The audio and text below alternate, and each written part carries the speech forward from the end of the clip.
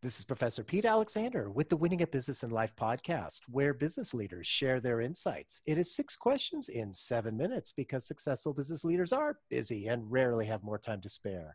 So let's get to it. Question number 1, in a few sentences, please tell me who you are and what you do. I'm David O'Brien. I think who I am is a dad, a husband, a new grandfather to 2 grandchildren.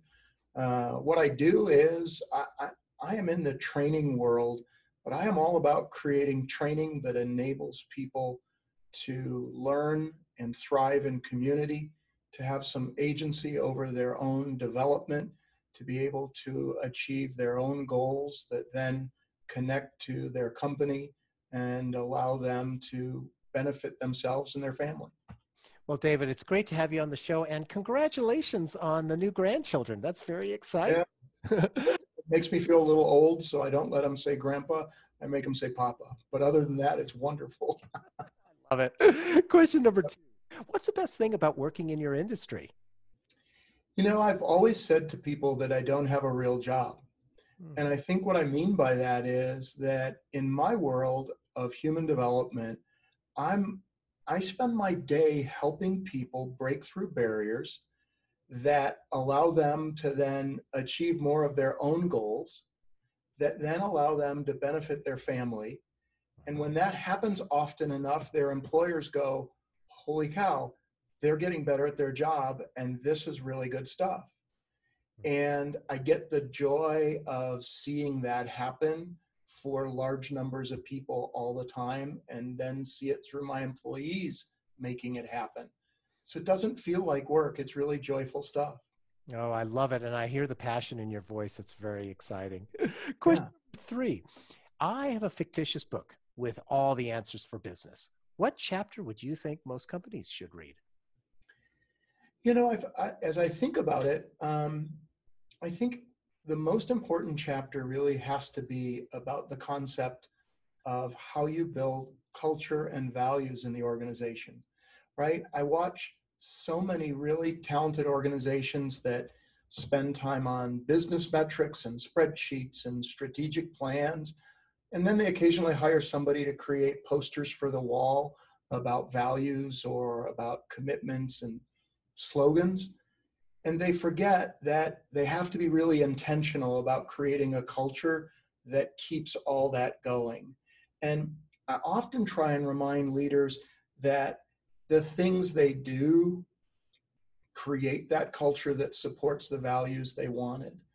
You know, if the culture of the organization moves counter to their values that are on the wall, that they keep telling people matter, then nothing really goes the way they planned. Turnover gets bad, engagement gets bad, all those key things that drive the organizational connectedness that lets people be at their best don't work. So I think that's really critical for us to all remember in today's environment, is the intentionality of culture. I love that too. It's so true. And I mean, I can think about many companies that I worked for that, as you said, the culture was a slogan, but it really wasn't lived in the organization. And so what you're saying is truly insightful. Thank you. Yeah. Question number 4, other than the generic work harder, have a great attitude, and care for customers, what advice or insight would you give to other business leaders? You know, as I get an opportunity, because my role in development puts me around leaders on a regular basis. And although I've stopped in the last few years, I used to have lots of those C-level folks as executive coaching clients. And I think what I always tried to help them understand is that as much time as they were spending on the math, the metrics, the forecasts, the everything, they had to devote an equal amount of time to, okay, do I know my people? Am I working to understand what motivates, what drives, what connects with my people organizationally? I think often leaders, we get busy. I know it happens to me. I get busy leading my organization, and I take my eye off of, I wonder how things are going for Grady. His wife started a new job. It's been 6 weeks now. She's been at home for many years. He's having to make his own lunches. How's he doing? Right? And I think on a larger scale, when leaders exhibit that to their team, they're able to cascade that down the organization. But when they don't show that sort of interest in understanding and connecting with the humans and what motivates them, all those things about the objective and the strategic plan get more difficult, right? Because they don't know how to talk to Dave about, well, Dave, let's work on this, but I need a little extra from you. You and I both remember the leaders we worked for, and everybody listening does, that we went the extra mile for. And we didn't go the extra mile for the one that annoyed us.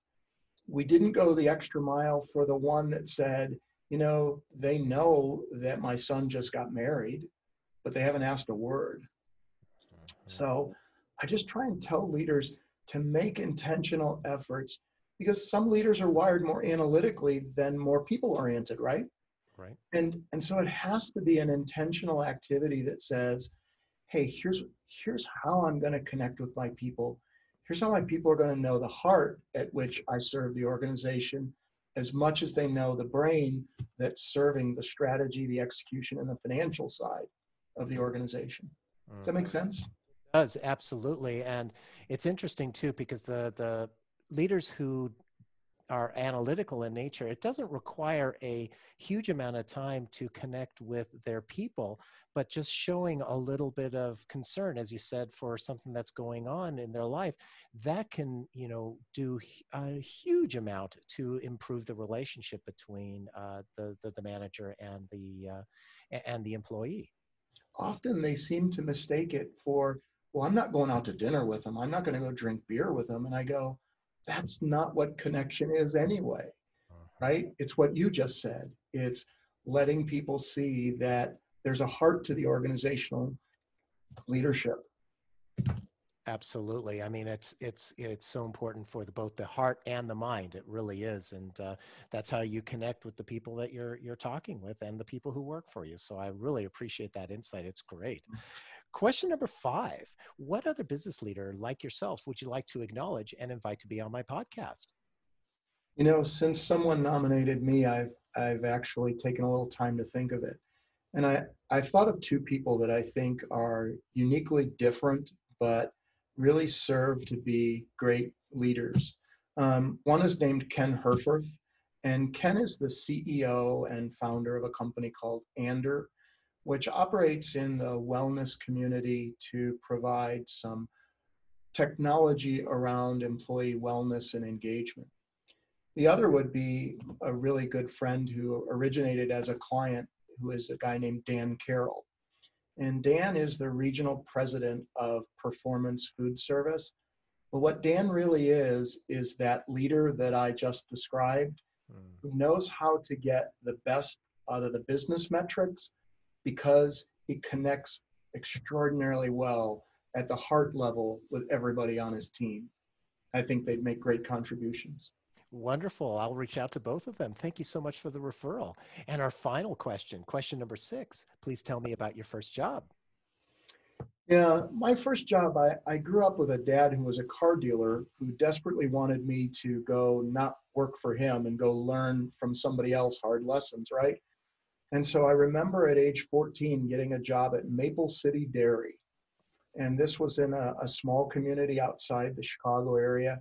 And it was an old-fashioned dairy, and ice cream that was made nearby. And I had 78-year-old Dorothy as my trainer.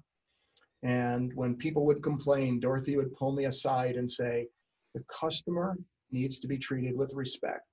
And she said, David, always smile at them, give them the next scoop of ice cream, even if you think they just wanted free ice cream, but always treat them with respect. And then I remember Herlif Peterson, the owner of Maple City Dairy, taught me to drive a 4-speed Plymouth Volare station wagon.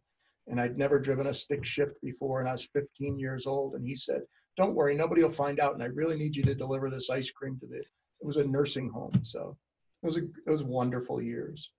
I love this story. Thank you for sharing that. David, how can people find you? You can find me here on LinkedIn at David O'Brien. And however I can serve the community of LinkedIn, I'd be more than happy to. Grateful for you taking the time to let me share a couple of thoughts. Well, and thank you so much for being on the show. This is Professor Pete Alexander with the Winning at Business and Life podcast. For more insights and ideas, please go to LinkedIn, YouTube, Facebook, or iTunes and search for the Winning at Business and Life podcast. Thanks for listening.